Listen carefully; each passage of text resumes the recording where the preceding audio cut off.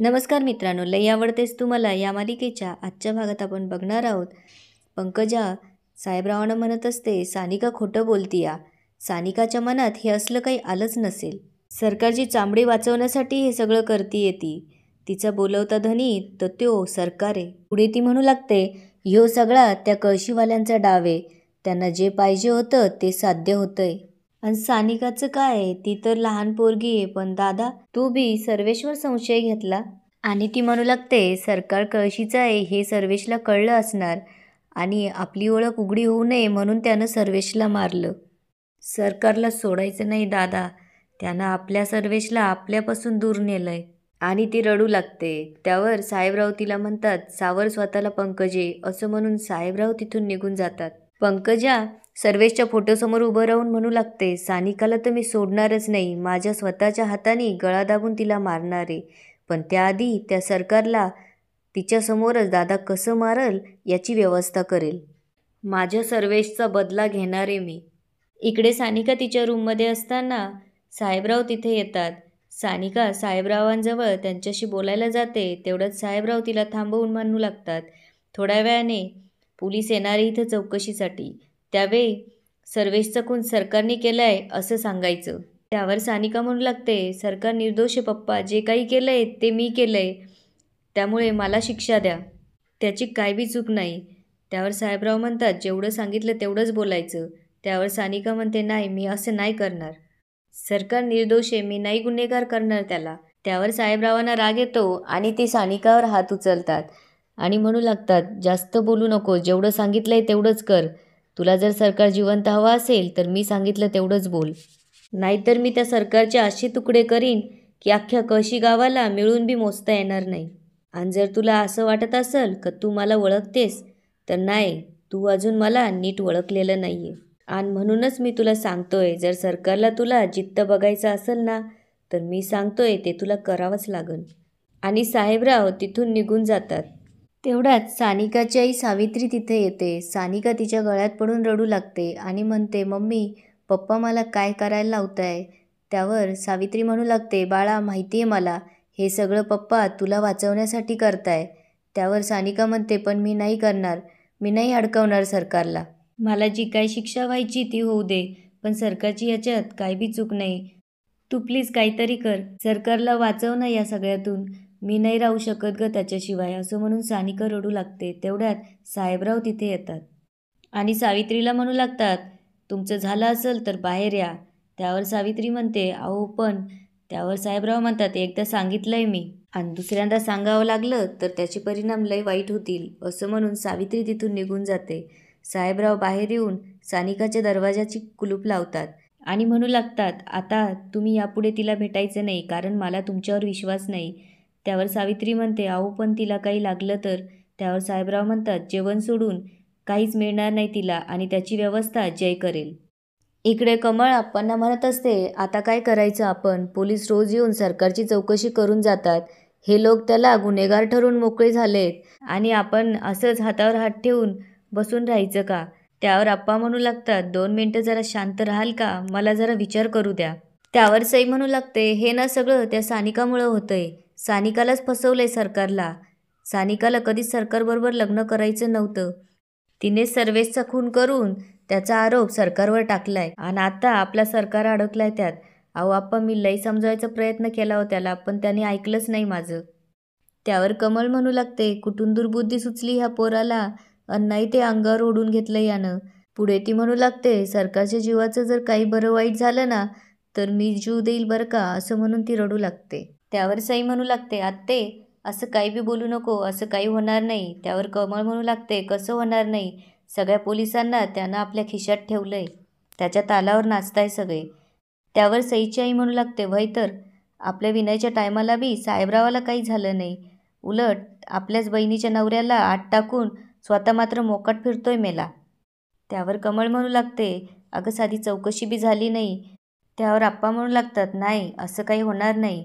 तो आधीचा इन्स्पेक्टर साहेबरावाच्या ओळखीचा होता, पण आता नवीन इन्स्पेक्टर बदलून आलाय. ह्यो जर त्याच्या तालावर नाचला नाही तर आपलं सरकार निर्दोष सुटल. इकडे पंकजा साहेबरावांजवळ येऊन म्हणू लागते, दादा, एक रिक्वेस्ट आहे, तू सानिकाशी असं वागू नकोस. तिचा काही बी दोष नाही बिचारीचा, ती निर्दोष आहे.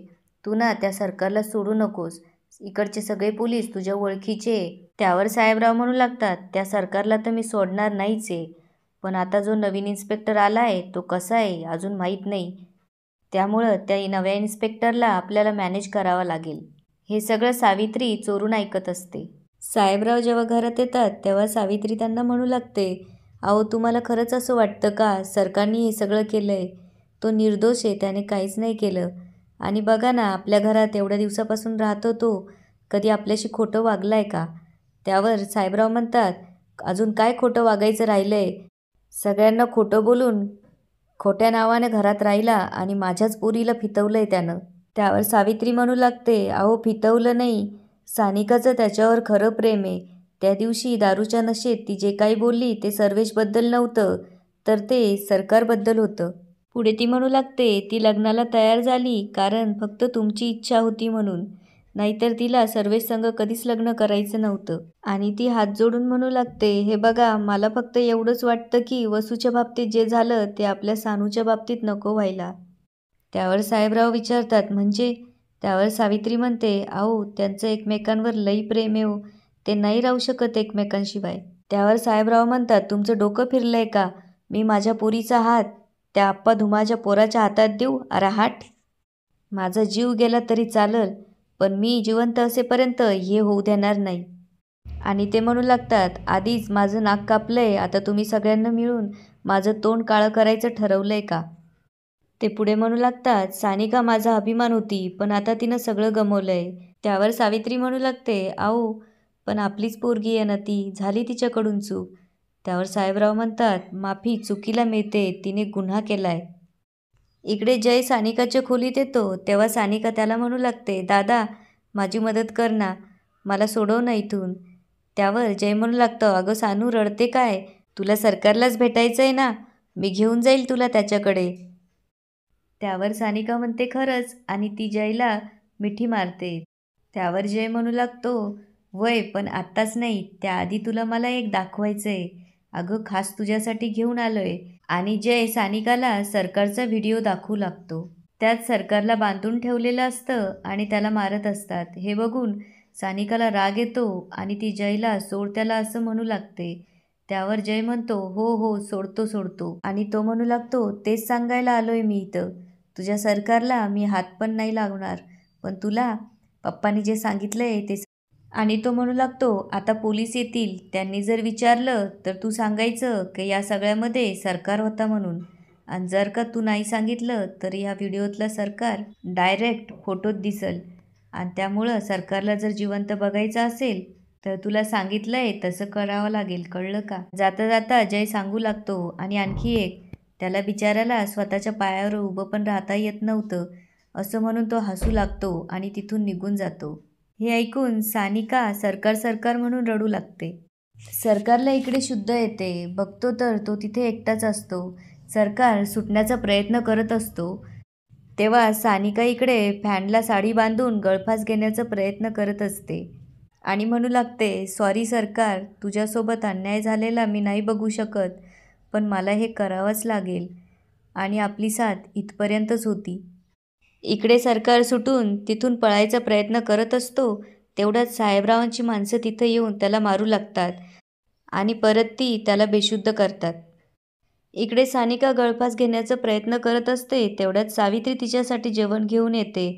सानिकाला बघून सावित्रीला धक्का बसतो आणि ती तिथे पळत येऊन सानिकाला खाली उतरवते आणि म्हणू लागते, सानिका अगं काय करत होतीस हे? त्यावर सानिका सावित्रीला मिठी मारून म्हणू लागते, मम्मे अगं मला नाही सहन होते हे, सरकारची काय बी चूक नाही आहे, त्याच्यावर अन्याय होताना मी नाही बघू शकत. हे सगळे मिळून त्याला एक तर मारून टाकतील, नाहीतर जेलमध्ये तरी टाकतील, मी नाही जगू शकत त्याच्याशिवाय, काहीतरी कर. त्यावर सावित्री म्हणते, तू काळजी नको करूस, आता मीच काहीतरी करते. आणि सावित्री रद्दीवाल्याला घरी बोलवते.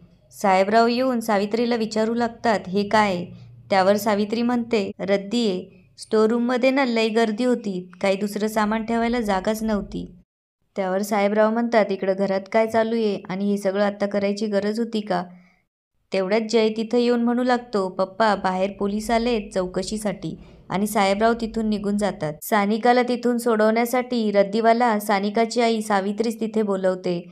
पोत्यामध्ये सानिकाला टाकून वरून रद्दी टाकते. जाताना बरोबर काही पैसे आणि कपडे देते आणि लग्न करून सुखी व्हा असं म्हणते.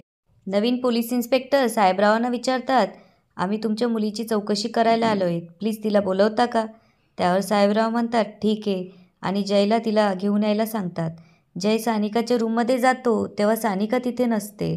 तो सानिका सानिका म्हणून आवाज देऊ लागतो आणि इकडे तिकडे बघू लागतो. तेव्हा त्याच्या लक्षात येतं की सानिका पळून गेलेली असते.